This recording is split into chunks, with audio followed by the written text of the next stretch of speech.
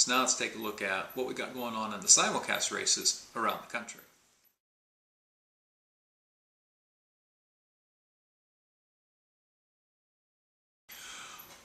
Let's take a look around the country, and we'll start in New York, and I'm just going to highlight my better bets of the day. In New York at Aqueduct today, my race I want to talk about here is the third race, which is a maiden special weight. This would be the best bet of the day. I'm only going to double the investment. Maiden special weights, 3-year-olds, and the odds-on favorite listed at 3 to 5 on the morning line is number 4, Simba's Story. Simba's Story has it all over this field. Debuted with an 80 speed figure, was third that day. In fact, my pick in the 5th at Gulfstream, Arch Traveler, was the runner-up that day. And I will go with Simba's Story, who's listed at 3 to 5. I'll double the investment. Doesn't look to be anybody in here to really challenge her.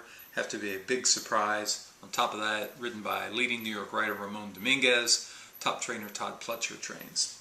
So at Aqueduct, my big bet, $10, will be in the third race with number 4, Simba's Story.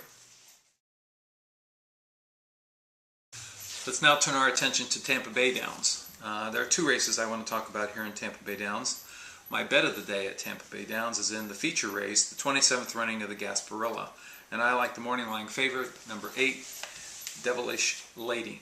Devilish Lady has run back-to-back-to-back 80-plus speed figures. No one else has even come close to that. She won last time out by 8 widening lengths in the prep for this, the Sandpiper. She won the Joseph O'Farrell 2-back at Calder, so she's a dual stakes winner.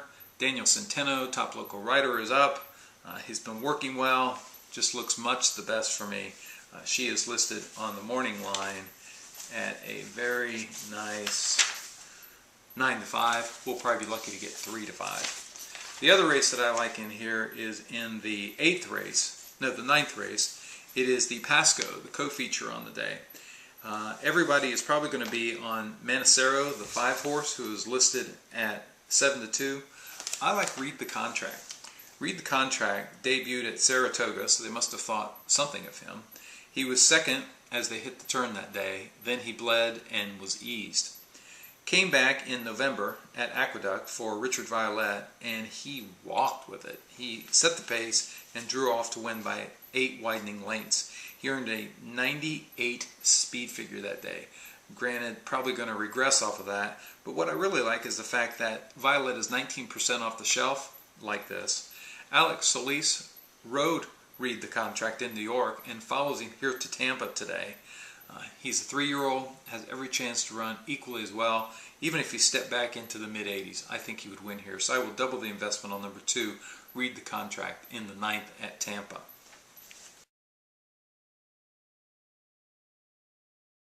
Let's move on to the fairgrounds in New Orleans. Here I want to talk about 2 races.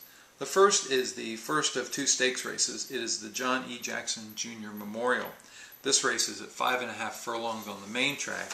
My selection is number 3, Flashy Wisecat, and I will triple the investment on Flashy Wisecat. Last time out in his last start of 2010, Flashy Wisecat ran in the Louisiana Sprint, a $100,000 race. That day, I really liked Flashy Wisecat. He went off at 4 to 1. He was dead last on the turn, and in a huge turn of foot, just ran right by the field. I mean, not only ran them down, but won by daylight, eased, and motored down. It was a big win, and it was visually impressive. What I did not know, which was pointed out in the racing form today, is on the fairground main track, Flashy Wisecat is 3 for 3 sprinting. How about that?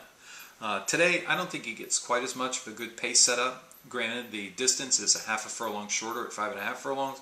I still think he looks much the best in here. So I will triple the investment on number 3, Flashy Wisecat, in the Jackson Memorial, the 8th race at the fairgrounds. The other race I like is in the 10th race, which is a maiden claiming race. My selection is number 4, Schloss, who probably will go off at odds on. He's listed at 5 to 2. I think we'll be lucky to get anything close to even money. Schloss drops down from a maiden special weight race at Churchill Downs. He set the pace for 7 furlongs to the top of the stretch. He was still second midway through the stretch before he faded to 6th. Today, not only does he drop in for a tag first time, but he goes from Churchill Downs to the Fairgrounds, which is a hidden class drop. He goes for a trainer, Helen Pitts, who wins 30% of the time when she drops horses from maiden special weight to maiden claimers, and she also wins 21% with second-time career starters. So I'll take Schloscht, triple the investment, number 4 in the 10th race at the fairgrounds. And finally, in our last stop today, we're going to go out to California for Santa Anita, where I have my bet of the day, big time bet of the day. But I want to talk about 2 races. There are 2 features, both graded at Santa Anita, and I like someone in both of them. In the 6th race, it is the Grade 2 Santa Ynez. My selection is number 3, Zazu. Zazu goes for Ann and Jerry Moss of Zenyatta fame, and Zazu has been ridden in her last 3 starts by Mike Smith. No surprise, as that's a winning combination. But today, dropping out of the Grade 1 Hollywood Starlet, Zazu goes into this Grade 2, and they're going to put Joel Rosario on top. They must think that, Rosario is a better fit for this horse. Last time out, and the time before that, Zazu was a good second to the all-star filly out there, Turbulent Descent, who I think is your Fairground Oaks winner this year. And when 2-back, if you look going 7 furlongs, which is the distance of the Santa Ynez today, she was just a length and a half off when she finished second. I think Zazu just looks dominant in here, and I will triple the investment for Zazu, number 3 in the 6th race at Santa Anita, the Grade 2 Santa Ynez. The bet of the day today is in the 8th race. It is Santa Anita's Grade 2, the 59th running of the San Fernando. We're going 8.5 furlongs on the main track, the dirt track. And my selection is the Super Colt, number 3, Sydney's Candy. Sydney's Candy is listed at a diminutive 3-5 on the morning line.